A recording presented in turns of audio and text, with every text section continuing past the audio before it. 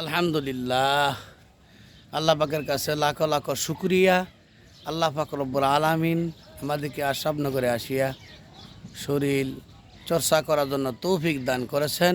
এই জন্য সকলে বলি আলহামদুলিল্লাহ। আলহামদুলিল্লাহ। আজকে হলো দোয়া। আমরা যখন সালাম দিব, সালামের পরে আমরা মুসাফা করব আর দোয়া পাঠ করব।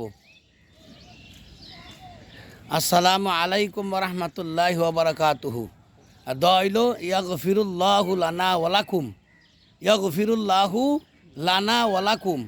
এই দোয়াটা পড়লে আপনার আমার সগীরা গুনাহগুলান আল্লাহ পাক রব্বুল আলামিন মাফ করিয়ে দেয়।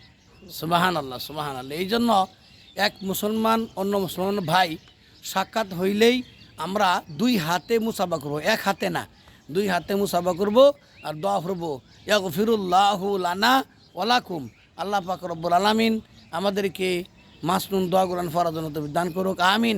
আসসালামু আলাইকুম ওয়া রাহমাতুল্লাহি ওয়া বারাকাতুহু।